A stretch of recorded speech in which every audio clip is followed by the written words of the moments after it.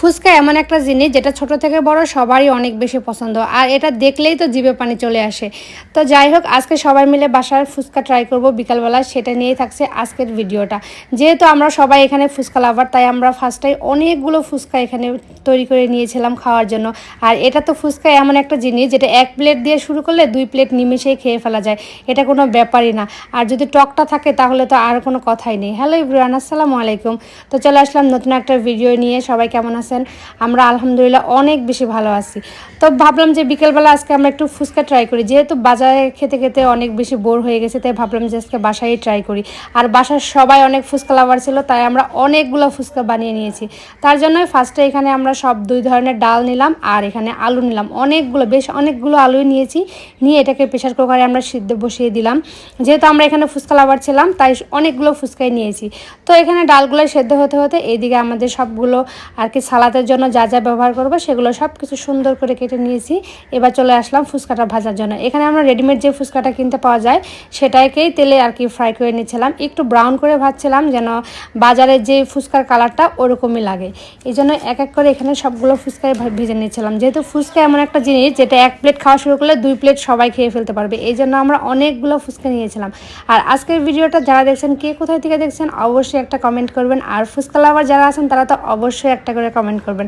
বাসার ফুচকা কিন্তু সবসময় অনেক বেশি ভালো, বাহিরে তো আমরা সবসময় কিনতেই খাই, কিন্তু জানি না ওরা কিভাবে বানায়। তারপরও যত যেভাবেই বানাক না কেন ফুচকা তো খাওয়া মিস করা যায় না, তাই না? তো যাই হোক, এইদিকে আমাদের ফুচকা ভাজাগুলো অলমোস্ট শেষ। আমরা অনেকগুলো ফুচকা ভেজেছি। এই তো বরাবরই যেরকম বললাম যে আমরা এখানে সবাই ফুচকা লাভার ছিলাম, তাই আমরা অনেকগুলো ফুচকা এখানে ফ্রাই করে নিলাম। আর সবগুলো মশলা নিয়ে আমরা চলে আসলাম এই পাশে ডাইনিং রুমে, যে আমরা এখন সবাই মিলে বসে এগুলোকে খাবো। তার জন্য ফার্স্টে যেই ডালগুলো সিদ্ধ করেছি সেটাকে আগে একটু মেখে নিব, যে দোকানদাররা যেভাবে মাখে সেভাবেই। সব ডাল দেখেন কি সুন্দর সিদ্ধ হয়ে গেছে, ডাল আলু সব সুন্দরভাবে সিদ্ধ হয়ে গেছে। এখানে আমরা শুরুতে যদিও অল্প একটু লবণ দিয়েছিলাম, তারপর আবার একটু লবণ আর শুকনো মরিচ দিয়ে এই ডালটাকে খুব ভালো করে মিক্স করে নিলাম। তারপর এখানে দিয়ে দিলাম যে গরম মশলাটা ছিল, সেই গরম মশলাটাই দিয়ে দিলাম। দেওয়ার পর এটাকে খুব ভালো করে মেখে নিব। যেহেতু বাজারে আমরা ফিলটা আনবো, তাই যেন অনেক মজা হয় খেতে, এই জন্য সব কিছু ব্যবহার করেছি বেশি বেশি করে। আর বাসায় খাওয়ার একটাই সব থেকে সুবিধা, সেটা হলো আপনি সব কিছুই বেশি বেশি ব্যবহার করতে পারবেন। বাজারে কিন্তু আপনাকে এত সুন্দর হেলদি উপায়ে সব কিছু এত বেশি বেশি করে দিবে না, ওরা অল্প অল্প।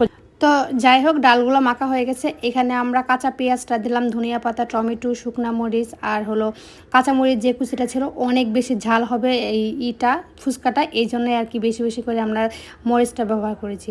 তো সবগুলো দিয়ে এদিকে আবার অনেকক্ষণ মেখে নিলাম। ডালটাকে দেখেন মাখা হয়ে গেছে। এখন আমরা এই ফুচকার ঠোসগুলো, আমি কি ফুচকার ঠোস ভরবো, এইদিকে সবাই তো আমার আগে আগে ভরে ভরে অলমোস্ট সবার অনেকগুলো খাওয়া হয়ে গেছে। তারপরেও আমি আর কি 1 প্লেট রেডি করছিলাম, যে বাজারে যেরকম ওরা সুন্দর করে রেডি করে দেয়, একদম ফুচকার ভিতরে আলুটা দিয়ে, তারপর একদম উপর থেকে ডিম দিয়ে, সালাদ দিয়ে, টক দিয়ে, সেটাকে ফিল করার জন্য আমি আর কি সব কিছু একদম একটা প্লেট রেডি করছিলাম, যেটা দেখতে একদম বাজারের ওদের মতো থেকেও আরও অনেক বেশি সুন্দর হয়েছিল। আর আমি এখানে সব কিছু একদম বেশি বেশি ব্যবহার করেছিলাম, অনেক বেশি এখানে ভিতরে যে পুরটা দেয় সেই পুরটা ব্যবহার করেছিলাম, আর অনেক বেশি ঝাল দিয়েছিলাম। তো যাই হোক, এইভাবে আমি সবগুলো একদম ফুচকাকে একদম ফিল আপ করে নিলাম। নেওয়ার পর দেখেন এত সুন্দর এসেছে। আর এরকম ফুচকা যদি 1 প্লেট হয় তাহলে তো কোনো ব্যাপারই না খাওয়া, তাই না?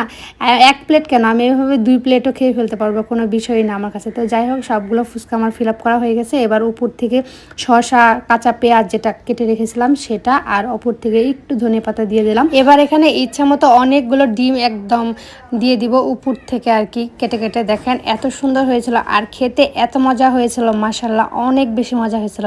তো আজকের ভিডিওটা যদি আপনাদের কাছে ভালো লাগে তাহলে অবশ্যই একটা লাইক কমেন্ট দিবেন। আর যাদের এরকম রেসিপি আরও বানাতে চান তারা অবশ্যই একটু করে শেয়ার করে রেখে দিবেন ভিডিওটা, যেন বানানোর আগ মুহূর্তে একটু দেখে নেন। এই তো আমার টক, সালাদ, ফুচকা সব কিছু রেডি।